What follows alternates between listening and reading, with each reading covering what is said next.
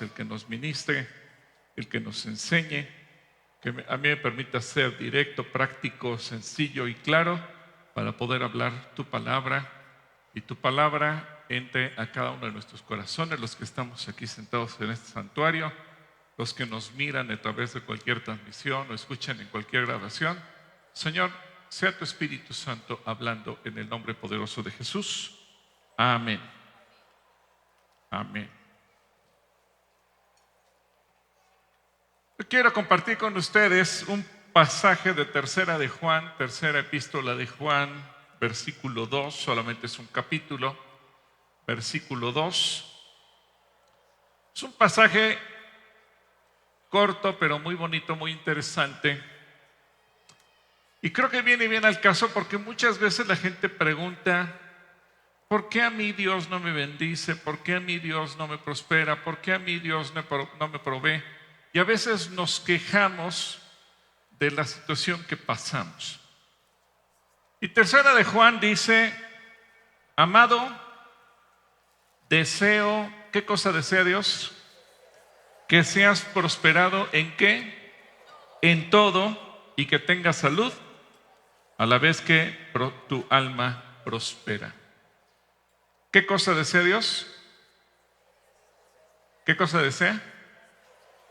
Que seas prosperado. A ver, dile al que tienes a tu lado, Dios desea que tú prosperes en todo. Ahora dite a ti mismo, Dios quiere que yo sea prosperado. Ahora yo sé que para muchos este pasaje hace cortocircuito. Porque decimos, bueno, pero entonces, ¿por qué a mí Dios no me prospera? Y muchas veces la gente viene a preguntarme en la consejería, ¿por qué razón a mí me va mal? ¿Por qué razón yo no prospero? ¿Por qué no puedo salir de las deudas?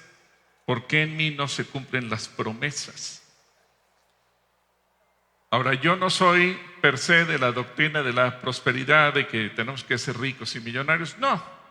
Pero tampoco soy de la doctrina de la pobreza. Muchos creen en que Dios tiene en la Biblia la doctrina de la pobreza franciscana. No, Dios no habla de la pobreza franciscana. En ningún lado Dios dice, serás pobre. Más de 80 veces en la Biblia Dios dice, tú vas a prosperar. Es más, una de las bendiciones dice, tú vas a tener para dar, vas a tener para compartir, vas a tener para prestar. Como que es una constante de Dios. Más de 80 veces. La palabra sala del hebreo es prosperar. Y fíjate lo que significa, mejorar progresivamente de situación, especialmente en el aspecto económico y social, tener éxito, tener un desarrollo favorable, especialmente en el aspecto económico, estado económico y social satisfactorio o favorable, éxito en la vida, que conlleva al éxito y a la felicidad y que se desarrolla de forma favorable, crecer y llegar a poseer suficientes o considerables posesiones y encontrarse en circunstancias favorables. Ahora, todo eso, dice Dios, yo deseo que tú seas prosperado. Y en varias ocasiones, no es un versículo aislado. Dice que así como prospera el alma, Él desea que seamos prosperados. ¿En cuántas cosas? En todo. Para que le quede claro a tu vecino, dile, Dios quiere que prosperes en todo. Sí, porque algunos dicen, bueno, pero dice que el alma, en todo. Te voy a leer rápidamente algunos versículos en donde Dios dice que Él quiere prosperarnos. En Deuteronomio capítulo 10, versículos 12 y 13, dice, y ahora, Israel, ¿qué es lo que el Señor tu Dios pide de ti? Solamente que temas al Señor tu Dios, que vayas por todos sus caminos y que ames y sirvas al Señor tu Dios con todo tu corazón y con toda tu alma, que cumplas sus mandamientos y estatutos, los cuales hoy te ordeno cumplir, para que tengas, ¿qué cosa? ¿Qué cosa promete Dios? Prosperidad. Deuteronomio 29:9. Ahora dice: así que ustedes deben cumplir con las palabras de este pacto y ponerlas por obra. ¿Para qué? ¿Para qué? Para que prosperen en cuántas cosas, en todo lo que hagan. ¿Va en sincronía Deuteronomio con Juan? Sí, Él quiere que prosperemos en todo. Josué capítulo 1, versículos 7 y 8, un versículo que muchos cristianos se saben de memoria. Dice: solamente esfuérzate y sé muy valiente para cuidar de hacer conforme a toda la ley que mi siervo Moisés te mandó. No te apartes de ella ni a diestra ni a siniestra, para que seas ¿qué? Prosperado. ¿En cuántas cosas? En todas las cosas que emprendas. Nunca se apartará de tu boca este libro de la ley, sino que de día y de noche meditarás en él, para que guardes y hagas conforme a todo lo que en él esté escrito, porque entonces ¿qué?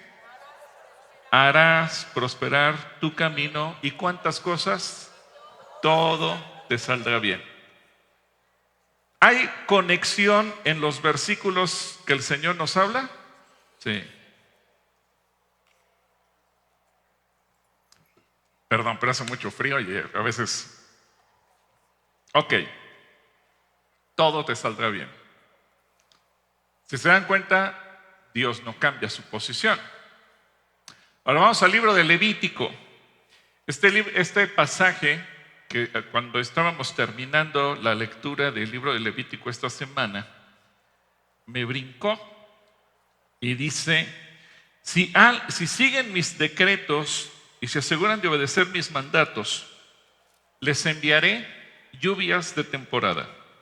Entonces la tierra les dará sus cosechas y los árboles del campo producirán su fruto. La temporada de la trilla continuará aún después del comienzo de la cosecha de la uva. Y la cosecha de la uva continuará aún después de la temporada de la simiente del grano, de la siembra del grano. Comerán, ¿cuánto? Hasta saciarse. Y vivirán en seguridad dentro de su tierra. Ahora, vamos al versículo 9 al 13. Dice: los miraré con agrado. ¿Cómo te mira Dios a ti? Con agrado. Los haré fértiles y multiplicaré su pueblo. Cumpliré mi pacto con ustedes. Ahora, este pasaje no menciona la palabra prosperidad, pero utiliza otra que dice: tendrán tal que cosa. Pon el pasaje. ¿Tendrán qué? Tal abundancia de cosechas que será necesario deshacerse del grano viejo para que haya lugar para la nueva cosecha. Viviré entre ustedes. Fíjense qué promesa tan hermosa. Viviré entre ustedes y no los despreciaré. Caminaré entre ustedes. Seré su Dios y ustedes serán mi pueblo. Yo soy el Señor su Dios, quien los sacó de la tierra de Egipto, para que ya no fueran esclavos. Yo quebré de su cuello el yugo de la esclavitud, a fin de que puedan caminar con la cabeza, ¿cómo? En alto. Ahora, ¿se dan cuenta? Ahora Dios dice: yo voy a acabar con la esclavitud. ¿La esclavitud de qué es sinónimo? De pobreza. Y Dios dice: yo te saqué para que dejes de ser esclavo y seas próspero. La esclavitud es sinónimo de pobreza. Y dice Dios: yo te rescaté para que ya no seas pobre y yo te quiero dar en abundancia. Así que muchas personas luchan contra Dios y piensan que en el Nuevo Testamento las cosas cambiaron, pero por eso vimos, Juan dice: yo deseo que tú seas prosperado en todo. Y algunos dicen: pues yo creo que las cosas cambiaron en el Nuevo Testamento y pues creen que ya no tenemos que ser fieles a Dios y que Jesús nos vino a enseñar a vivir en pobreza, porque Jesús vino a compartir y Él nació en una familia pobre y lo pusieron en un pesebre y era un humilde carpintero. Y a veces tenemos esos conceptos y pensamos que entonces Dios cambió todo. Pero se nos olvida lo que dice 2 de Corintios capítulo 8 versículo 9. me gusta porque siempre la Biblia nos aclara todo. Y fíjense lo que dice: ustedes conocen la gracia generosa de nuestro Señor Jesucristo. Aunque era rico, por amor a ustedes, se hizo ¿cómo? Pobre, para que mediante su pobreza pudiera hacerlos ¿qué? Ricos. Sí, Jesús se hizo pobre, pero ¿para qué se hizo pobre? Para hacernos ricos. Ahora, aquí el punto en cuestión es: ¿por qué entonces no siempre, o no toda la gente, no todos los cristianos dicen: ¿por qué a mí Dios no me bendice? ¿Por qué a mí Dios no me prospera? ¿Por qué yo sigo siempre con mis deudas? ¿Por qué yo siempre sigo en pobreza? ¿Por qué a mí siempre me va mal? ¿Por qué busco trabajo y no lo encuentro? ¿Por qué? ¿Por qué? ¿Por qué? A lo mejor tenemos la actitud equivocada. Ahora, yo te quiero hacer una pregunta incómoda. ¿Eres fiel y confiable? No me contestes. No levantes la mano. ¿Eres fiel y confiable? Yo sé que a lo mejor nuestra primera reacción es decir: sí, hermano, amén, yo soy. Pero la pregunta correcta quizás sería: ¿Dios me ve a mí como una persona fiel y confiable? Si Dios me tiene que analizar, me tiene que evaluar, me tiene que aplicar una calificación, Él diría: ¿tú eres fiel? ¿Tú eres confiable? O Dios diría: no, a ti no te confío nada. Porque he reprobado el examen delante de Dios y no soy ni fiel ni confiable. El pasaje que vamos a leer a continuación lo estuve revisando en muchas traducciones y utiliza 3 palabras: fiel, confiable y honrado. Ahora, a lo mejor decimos: hermano, yo soy honrado, yo si me encuentro 50 pesos se los devuelvo a sus dueños, si veo un celular en la calle lo devuelvo a sus dueños, y si veo algo lo llevo a cosas perdidas aquí en la iglesia, o lo publico en el chat de vecinos a ver si alguien lo reclama. Hay gente que a lo mejor ve un celular y dice: gloria a Dios, el Señor me proveyó, y sales corriendo con él, ¿verdad? ¿Eres honrado? ¿Eres fiel? ¿Eres confiable? Vamos a Lucas capítulo 16, versículos del 10 al 13. Este pasaje está al final de una parábola que el Señor narra sobre la riqueza, y yo creo que muchas veces decimos: es que yo no entiendo del todo la parábola, y pasamos por alto las palabras de Jesús. Lucas, ¿qué les dije de Lucas? 16. Lucas 16, versículos del 10 al 13. Dice, lo voy a leer en la Reina Valera contemporánea. Dice: el que es confiable, esta palabra confiable es la que les digo que aparece en las diferentes traducciones como confiable, fiel u honrado. El que es confiable en lo poco, también lo es en lo mucho. El que no es confiable en lo poco, tampoco lo es en lo mucho. Porque sin el manejo de las riquezas injustas, fíjate, hablando de dinero, ustedes no son confiables, ¿quién podrá confiarles lo verdadero? Y si con lo ajeno, ahora Dios nos habla lo que es suyo, no resultan confiables, ¿quién les dará lo que le pertenece?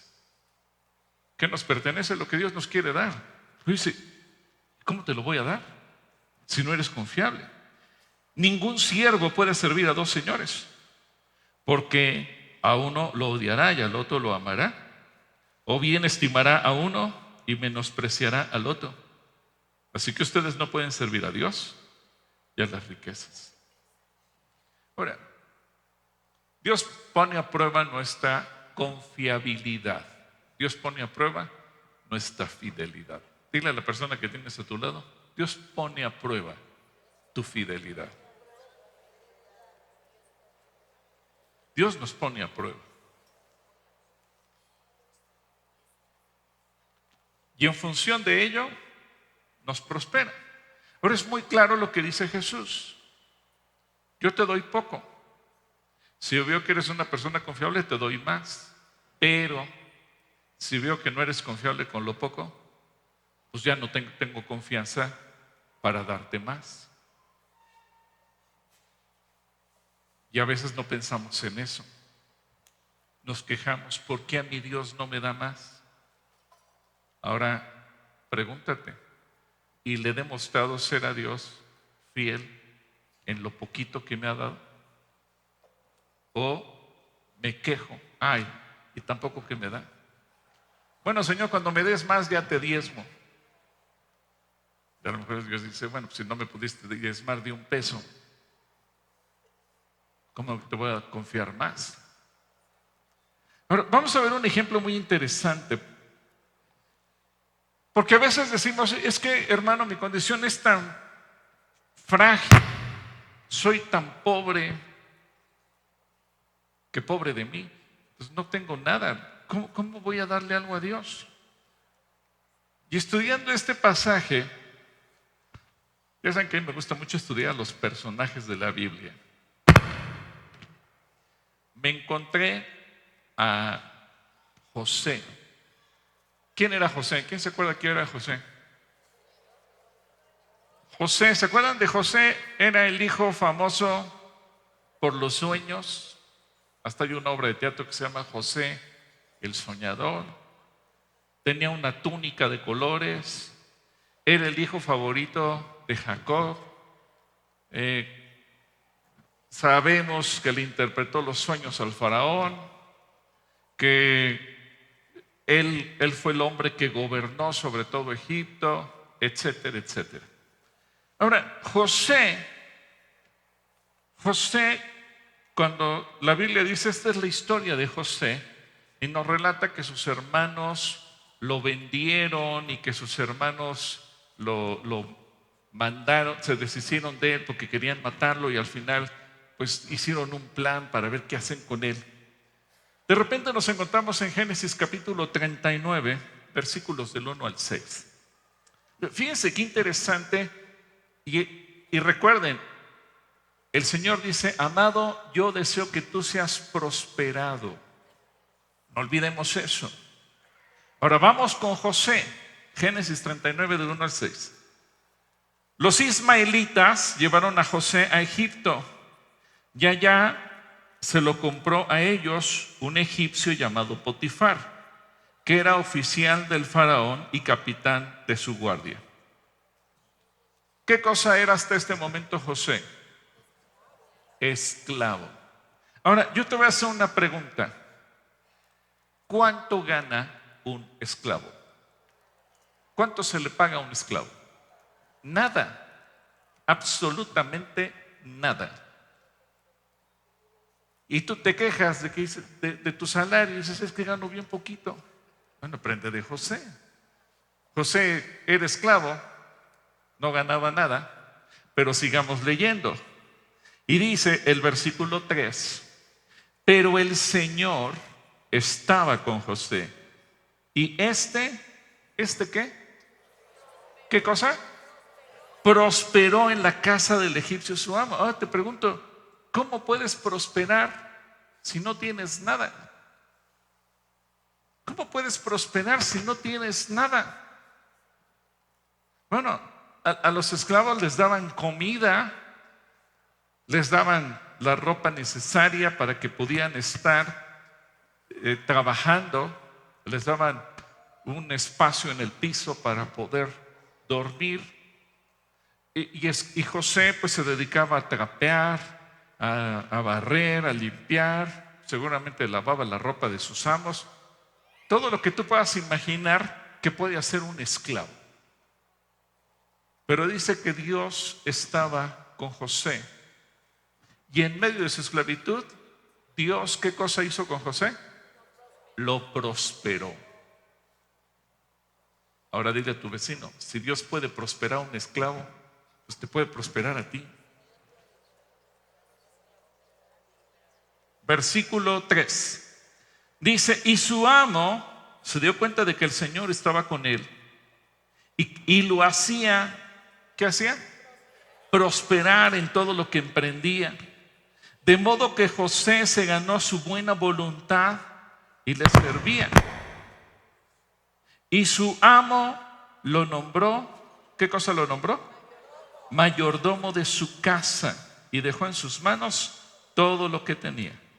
Desde el momento en que José quedó a cargo de la casa y posesiones del egipcio, el Señor bendijo su casa por causa de José. La bendición del Señor estaba sobre todo lo que él tenía. Lo mismo en la casa que en el campo.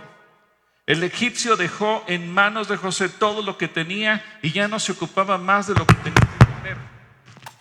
Perdón, aquí algo está pasando.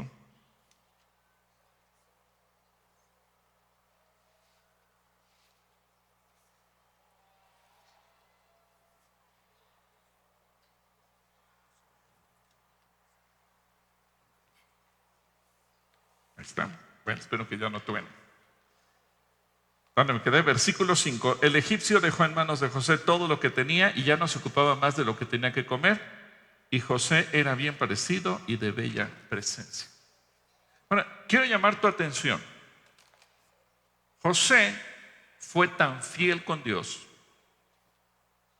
La Biblia no nos relata, a ver, de la comida que él recibía, de la ropa que él recibía como esclavo. Algo hizo José para poder ser fiel con Dios, para ser confiable. Seguramente era un buen trabajador, era cumplido, era puntual, era bien hecho. Y entonces algo ocurrió que por causa de José, la casa de Potifar empezó a prosperar. A Potifar le iba mejor cada vez. Y él entendió, fíjense, él era un pagano, él no creía en Dios, pero se dio cuenta que todo lo que él recibía se lo debía a la buena labor de José. Seguramente le encargaba tareas y José era tan bueno en hacerlas, tan rápido en hacerlas, que todo prosperaba. Y de repente José ya no es un esclavo y lo convirtió en ¿qué? En mayordomo. Ahora, un mayordomo, en el antiguo Egipto no había dinero, pero un mayordomo tenía poder. Porque el mayordomo era como el representante legal de quien era mayordomo, y sobre todo dice que todo lo dejó en sus manos. Así que apagamos este, ¿sí, va?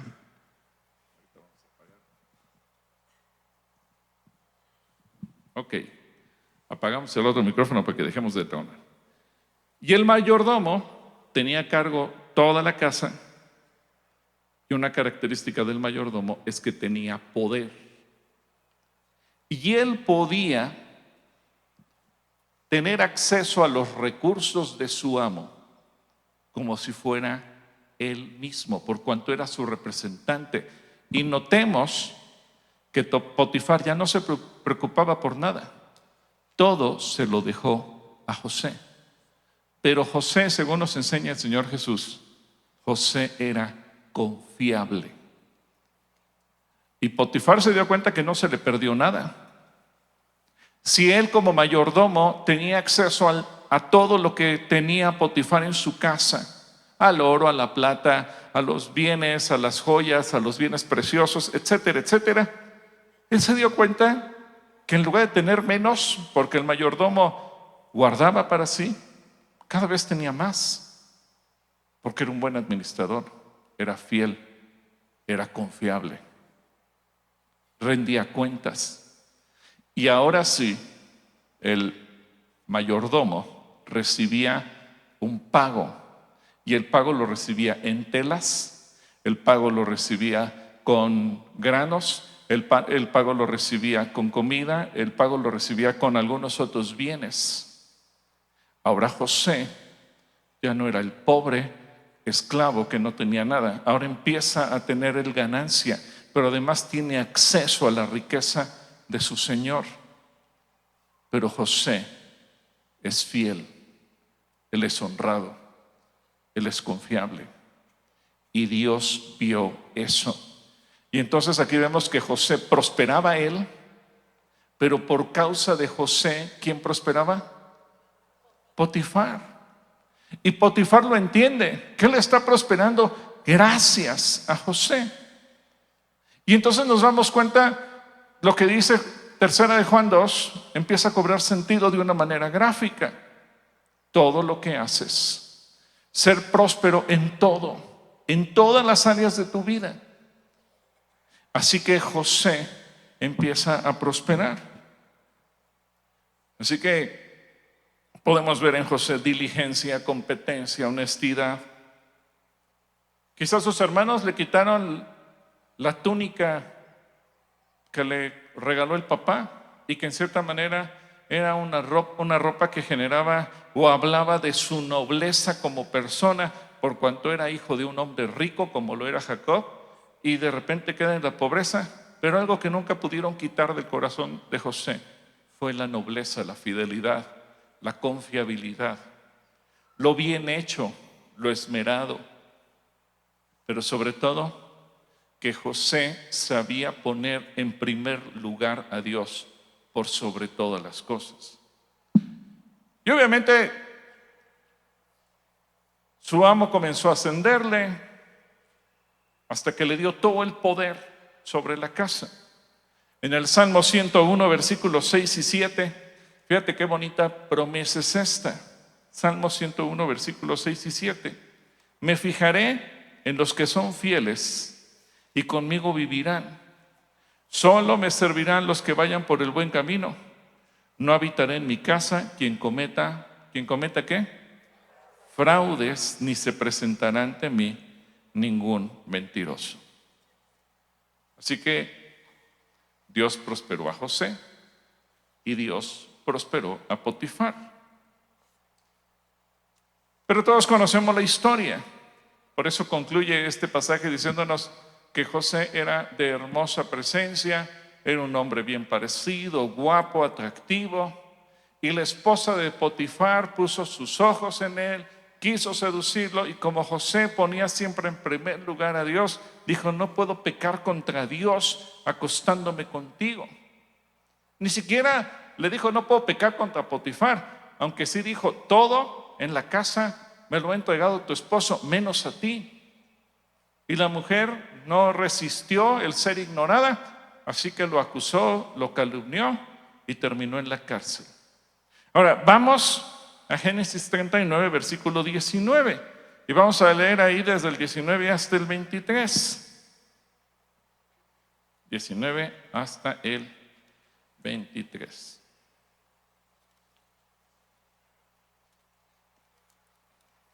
Ahora, fíjense lo que dice aquí.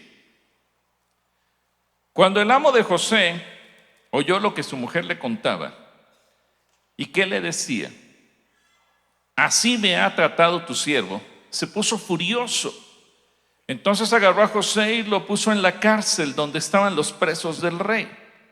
Allí en la cárcel se quedó José, pero el Señor estaba con él y le extendió su misericordia y le permitió ganarse la buena voluntad del jefe de la cárcel.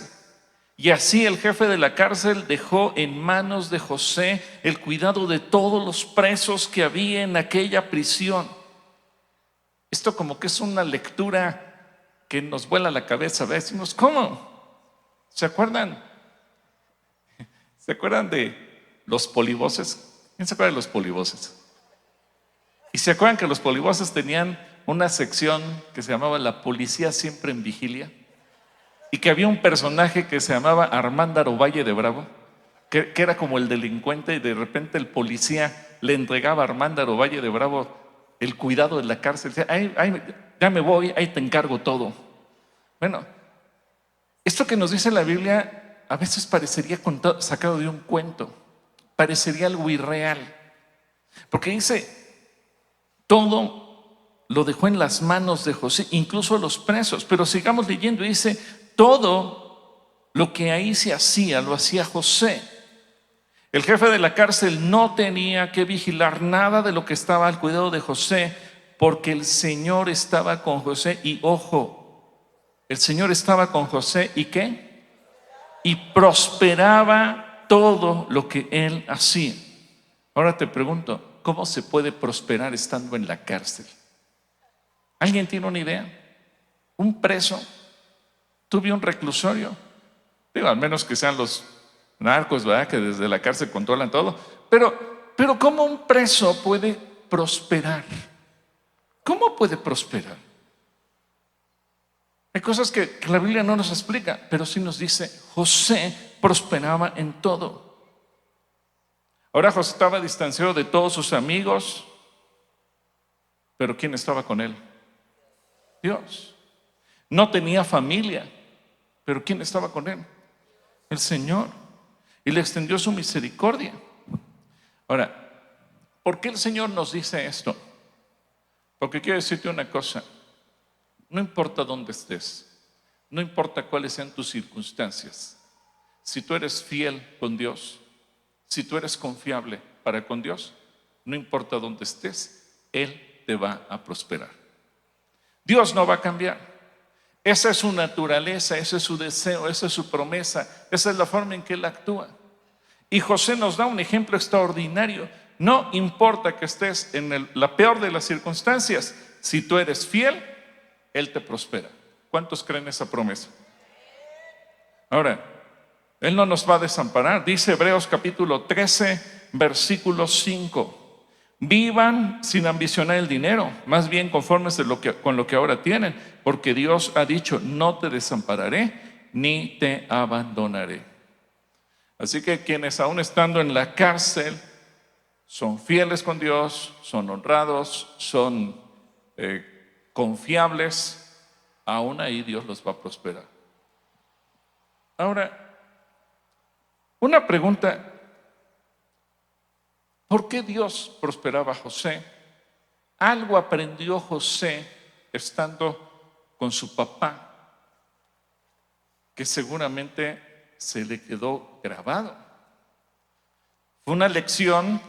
Obviamente la Biblia no nos dice todo lo que pasaba dentro de la casa, pero es una lección que Jacob, el padre de José, le dio a José y que José nunca olvidó, ni en su condición de esclavo, ni en su condición de mayordomo, ni en su condición de preso. José siempre puso en práctica lo que su papá le dijo. ¿Y qué fue lo que su papá le enseñó? Génesis capítulo 28, versículo 20 al 22. Y dice, ahí Jacob hizo este voto: si Dios me acompaña y me protege en este viaje que ahora hago, y me da pan para comer y ropa para vestirme, y me hace volver en paz a la casa de mi padre, entonces el Señor será mi Dios. Esta piedra que he levantado como pilar será casa de Dios, y de todo lo que me des, ¿qué? Apartaré el diezmo para ti. Ahora, ¿cómo era Jacob? Siempre decimos Jacob era un tramposo, pero para Dios Jacob, ¿cómo era? Fiel, confiable, porque dijo, de todo lo que me des, la 10ª parte será para ti. ¿Cuál fue el resultado? Génesis 30, 43 dice, y se enriqueció el varón. ¿Cuánto se enriqueció? Muchísimo. Y tuvo muchas ovejas y siervas y siervos y camellos y asnos. Recordemos que, como leemos en la Biblia, el Señor nuestro Dios, Jehová nuestro Dios, si lo lees en la Reina Valera 60, o el Señor nuestro Dios, dependiendo de la traducción que leas, Él se presenta como yo soy el Dios de Abraham, de Isaac y de Jacob. Y Jacob tenía una característica. La gente puede decir que él era lo que fuera, pero para Dios Jacob era confiable. ¿De dónde lo aprendió Jacob? Bueno, ¿quién es el papá de Jacob? ¿Quién es el papá de Jacob? Isaac. Génesis 26, versículos 12 al 14 dice, cuando Isaac sembró sus cultivos ese año, cosechó 100 veces más grano que el que había plantado, porque el Señor lo bendijo. Y se hizo, ¿cómo se hizo? Muy rico, y su riqueza siguió aumentando. Adquirió tantos rebaños de ovejas y de cabras, manadas de ganado y siervos, que los filisteos comenzaron a tenerle envidia. Y vemos entonces, José aprendió de Jacob, Jacob aprendió de Isaac. Isaac, ¿de quién aprendió? ¿Quién es el padre de Isaac?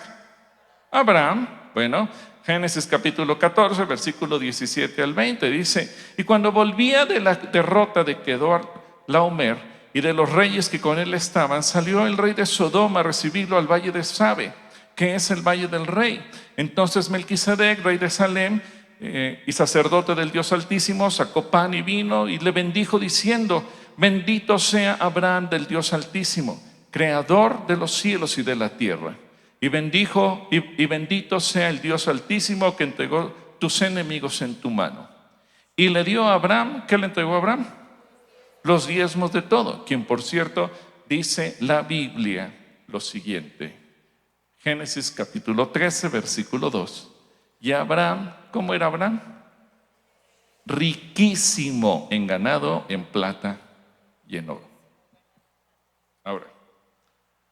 Ahora sí, Carlita y Marquito, vamos. Carlita y Marquito me van a traer una pareja de ovejas. A ver, vamos a pensar como, gracias, exacto. Vamos a pensar como Jacob, vamos a pensar como Isaac, vamos a pensar como Abraham. Ellos tenían una parejita de ovejas, un macho. ¿Les gusta que este grandote sea el macho? Y esta sea la hembra. No se me vaya a caer. Le pedí apoyo a Clarita porque Clarita ama las ovejas. Si ustedes van a su oficina, ella tiene una colección enorme de ovejas, de todos los colores, tamaños y tipos. Bueno, imagínense que esta es la pareja que ellos tienen. Ahora, lo quiero presentar de esta manera gráfica porque Dios dice que Él quiere ser el primero para nosotros. Jesucristo nos enseña, solo hay 2 mandamientos. ¿Y el primer mandamiento cuál es? Amarás al Señor tu Dios. ¿Cómo? Con todo tu corazón, con toda tu mente, con toda tu alma y con todas tus fuerzas. Y el Señor en muchas ocasiones nos dice: yo quiero ser el primero en tu vida. Sí, en Apocalipsis nos dice, como leyó hace rato Marco, yo soy el primero y el último. Pero no solamente es el primero y el último en el universo, no solamente es el primero y el último en la creación, no solamente es el primero y el último en poder y autoridad. Él quiere ser el primero en mi corazón, Él quiere ser el primero en el tuyo. Por eso es que Él nos demanda ser el primero en nuestro tiempo, en nuestro amor, en nuestras fuerzas y también en nuestra economía. Es decir, Él quiere ser el primero en todo. Ahora, imagina que tú eres el dueño de este par de ovejitas. Y dices: pues las voy a cazar. Voy a hacer que se crucen porque quiero empezar a tener ovejas. Pero dice la Biblia en Éxodo capítulo 34, versículo 19.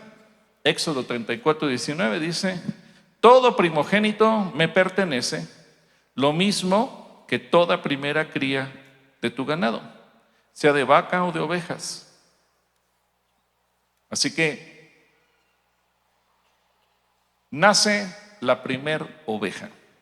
Tú no sabes, solamente los estás cruzando. Y entonces nace la primera ovejita. Si quieres, Marquito, tráeme la mesita esa chiquita. Tráeme la mesita, esa es la que está acá, mira, Marco, la mesita, para ir poniendo las ovejitas. ¿Les gusta esta ovejita? Fue la primera oveja que tuvo nuestra pareja de ovejitas. Gracias, Marquito. Un aplauso para Marquito, hoy es su cumpleaños, además de todo. Ponle aquí. Gracias, Marquito. Esta es mi primera oveja. Piensen como Abraham, piensen como Isaac, piensen como Jacob. Pero yo sé que el primogénito, ¿de quién es el primogénito? De Dios. Así que el primogénito no cuenta para mí. Y le tengo que dar cuello. Lo tengo que sacrificar. Se lo tengo que entregar al Señor. No es mío. No me puedo quedar con él. No lo puedo vender. No puedo disfrutar de su piel. No puedo disfrutar de su carne. No puedo disfrutar de nada de lo que esta oveja dio. Yo no sé si este par de ovejas van a seguir teniendo ovejas. ¿Saben ustedes que las ovejas se reproducen una al año? Son como los seres humanos. Los seres humanos no somos como los perritos. Hay casos excepcionales, sí. Pero regularmente los perritos vemos que tienen de 6, 7, 8, igual los gatitos. Hay animalitos que tienen crías, cada vez que se preñan, las hembritas que pueden tener 5, 6, 7, 8. Es normal. Los seres humanos, ya cuando se da un caso de trillizos, ya es algo extraordinario. Los gemelos se llegan a dar, pero tampoco es tan común. Bueno, en las ovejas pasa lo mismo. Tienen en promedio de 7 a 10 años de vida reproductiva y solo de uno a la vez. Así que mi primogénito, ¿qué tengo que hacer con él? Es dárselo al Señor. Entonces, este no cuenta. Así que nace el segundo. Nace el segundo. Ahora vamos a ver, nace la segunda oveja. Nace la segunda oveja. Y la segunda oveja, gracias Carlita, ándale, hasta tiene la bandera de Israel, su corazoncito, mira. Qué ternura, ¿verdad? El primogénito ya lo entregué, es de Dios. ¿Pero qué me demanda Dios a mí? El diezmo. El diezmo no lo doy al final. El diezmo es el primero. Yo no sé si mis ovejas van a tener un tercero, un cuarto, un quinto y hasta un 10º hijo más. No lo sé. Pero por fe, este va a ser mi diezmo. ¿Y para quién es? Para Dios.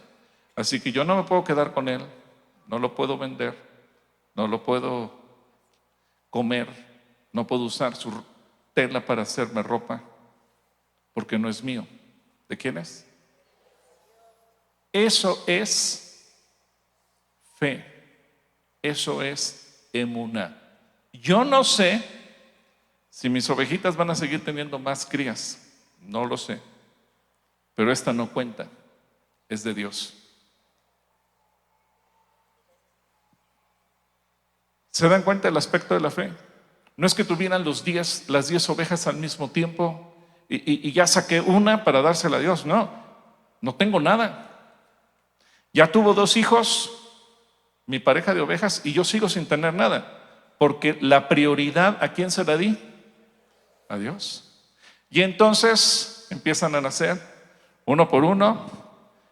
Ahora sí les voy a pedir a Marquito y a Carlita que me ayuden. Ven, Carlita, tráete la otra. Y entonces nace la tercera ovejita. Gracias, Carlita. Gracias. ¿A cuánto les gusta esta? Qué tiernita, ¿va? Ahora sí, ya puedo empezar a tener más ovejitas. A veces se me queda paradita. Sí, se quedó paradita. Y luego sigue teniendo más ovejitas y nace la cuarta. Y nace la quinta y nace la sexta. Pues ya tráete todas de un jalón para que no des tanta vuelta, Carlita. Es decir, al final de cuentas, si dijimos que las ovejas tienen una vida reproductiva entre 7 y 10 años y van teniendo de uno en uno, por fe, gracias, los pastores de las ovejas, miren, así como los hijos, cada oveja es diferente. Ándale, ponles. Ya tenemos, miren esta que muy simpática. Ahora sí. Ahora, ¿qué leímos? Que cuando Abraham, Isaac y Jacob comenzaron a ser fieles en este tema, ¿Cuál fue el resultado en sus vidas? Que Dios, ¿qué? Los prosperó. Eso aprendió José. Yo no sé cómo le hacía él para darle el diezmo a Dios siendo esclavo.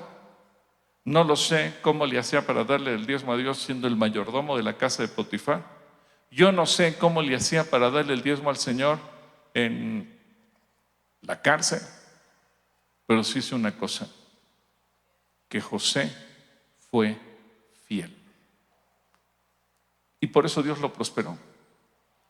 Ahora tú puedes llegar a pensar, imagínate ser el mayordomo de Potifar y tener acceso a todo en su casa, a toda su riqueza. Bueno, de repente Dios lo puso al nivel del faraón y le dice: Faraón, todo lo que tú hagas es como si yo lo dijera, solo yo soy mayor que tú en autoridad, pero tú tienes autoridad sobre todo Egipto. Y para mostrárselo, se quitó el anillo de su mano y se lo puso a José para decirle: tú eres el amo y señor de todo Egipto. Lo prosperó a tal nivel que José podía disponer a su voluntad, a su palabra, a su decisión, absolutamente de todo lo que había en Egipto. José es un ejemplo extraordinario de cómo Dios nos puede prosperar. Ahora, yo sé, muchas veces estamos peleando y no queremos darle a Dios lo que a Dios le corresponde. Y algunos me dicen: hermano, ¿yo le puedo dar mi diezmo a mi abuelita? ¿Tu abuelita es Dios? Es como si me dijeras: hermano, es que estoy muy ocupado para orar. En lugar de orar, ¿puedo platicar con mi abuelita? A veces parece que no entendemos. A veces le pichicateamos a Dios. El problema no es Dios. Dios no necesita mi dinero, pero Dios prueba mi fidelidad. Dios hace su obra conmigo o sin mí, pero Dios prueba si soy confiable. Si yo no doy, Dios puede proveer cualquier cosa, porque Él es el dueño del oro y la plata.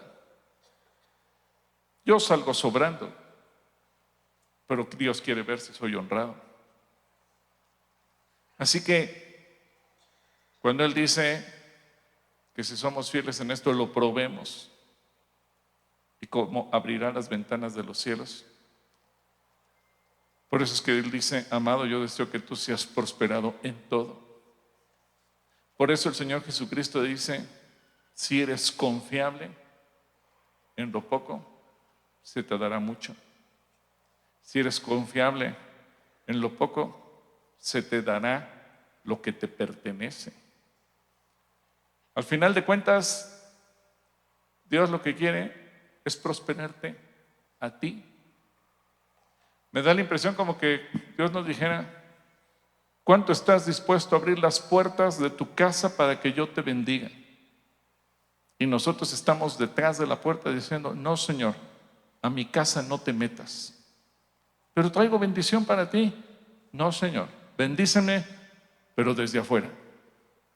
Bendíceme, pero sin entrar a mi casa. Es como una pareja que se casa. Y cuando una pareja se casa, me preguntan: ¿cómo nos casamos? ¿Por bienes separados o bienes mancomunados? Bueno, el principio es este. Cuando nos casamos, dice la Escritura, el varón ya no tiene autoridad sobre su propio cuerpo, sino que le pertenece a la mujer. La mujer ya no tiene autoridad sobre su propio cuerpo, le pertenece al varón. Es como si al casarnos decimos: Clarita, soy tuyo, pero lo que tengo no. O que ella me dijera: soy tuya, pero lo que tengo no. Cuando nos casamos somos uno, lo mío es de ella y lo de ella es mío. Cuando le digo: Jesús, yo quiero que tú seas el Señor de mi vida, menos de mi dinero. Quiero que seas el Señor de mi vida, menos de mi trabajo. Quiero que seas el Señor de mi vida, menos de mis recursos. Quiero que seas el Señor de mi vida, menos de mi casa. Quiero que seas el Señor de mi vida, menos de mis posesiones. Quiero que seas el Señor de mi vida, menos de. Y condicionamos a Dios. Y Dios dirá: ¿y entonces cómo quieres que te prospere? Por eso la pregunta es: somos confiables. La promesa ahí está. Ahora lo demás depende de nosotros. Ahora te voy a pedir que cierres tus ojos y con tus ojos cerrados tú vas a decidir si quieres ser confiable, si quieres ser fiel, si quieres ser honrado. No a los ojos de los demás, a los ojos de Dios. Mira, en este lugar ni siquiera pedimos que le pongas tu nombre al sobre de los diezmos. Y ahorita ni siquiera vamos a pedir diezmos ya. Porque esta es una cuestión que yo quiero que tú reflexiones.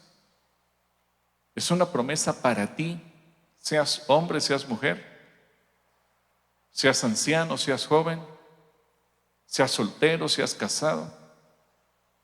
La promesa es para ti. No te la digo yo, te la dice el Espíritu Santo. Amado, yo deseo que tú seas prosperado. Ese es su anhelo, es su deseo. Es lo que Él quiere hacer. Pero ya vimos que Jesús nos explica.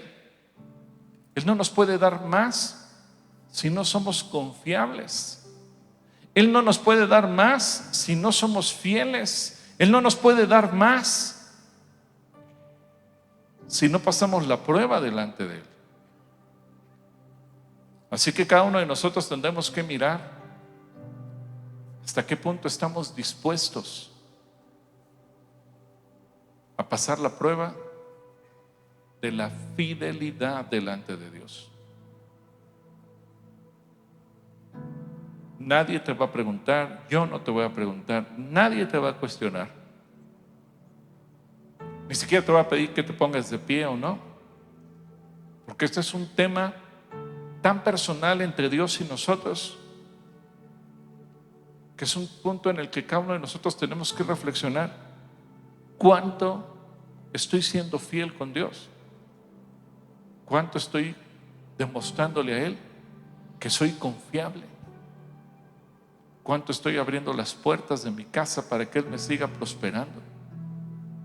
Pero esa es una decisión que solo tú puedes tomar.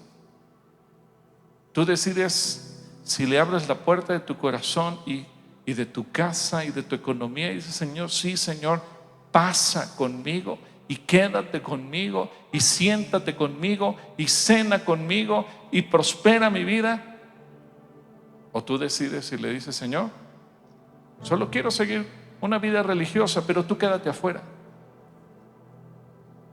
Él es el que va a evaluar el corazón de cada uno de nosotros. Padre, que tu promesa se cumpla.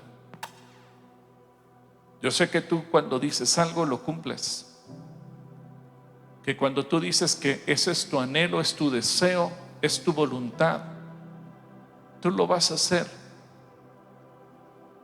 Pero hay temas como este, en donde el opositor no es el diablo, el opositor no es el mundo, el opositor podemos ser nosotros mismos cuando dejamos de ser fieles y confiables delante de ti.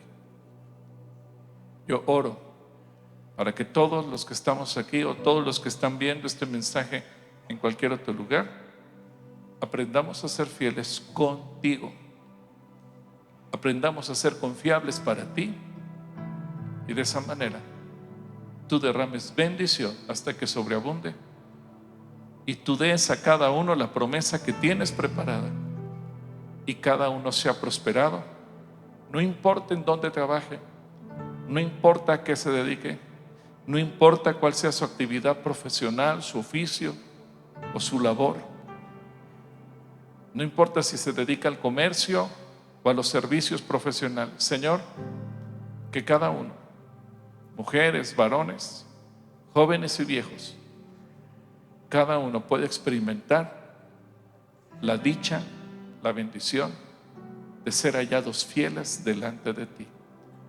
En el nombre de Cristo Jesús. Amén. Amén. Bueno, y antes de irnos, Jesús quiere entrar a tu corazón. Jesús quiere perdonar tus pecados. Jesús quiere darte la vida eterna. Eso es lo primero que Él quiere. Por eso dice que Él quiere que prospere nuestra alma. Si hubiera aquí alguna persona que a lo mejor nunca antes ha invitado a Jesús a su corazón, nunca antes le ha dicho, yo quiero que tú seas el dueño de mi vida, nunca antes lo ha invitado a que le perdone sus pecados, y estás aquí hoy, yo te invitaría a ponerte de pie para poder orar por ti. ¿Habrá alguna persona que diga, yo quiero hacer de Cristo Jesús el Señor de mi vida? Alguien que esté aquí entre nosotros y que diga, yo quiero. Arriba o abajo, que tomas tus cosas y vienes aquí al frente para que podamos orar por ti. Si hubiera alguna persona en estas condiciones, yo le invitaría que venga aquí al frente para que podamos orar por ti, y entonces invites a Cristo Jesús a entrar a tu corazón, que tú decidas hacerlo a Él el dueño de tu vida, el dueño de tu corazón. Vamos a dar unos instantes más para ver si alguien de quienes están aquí en la congregación dice, yo quiero tomar esa decisión, yo quiero invitar a Jesús a entrar a mi vida. Y si fuera esa tu condición, entonces que salgas de aquí con Cristo en tu corazón, con Cristo dentro de ti y convencido de que el Señor ha perdonado tus pecados. Vamos a ver si hay alguien.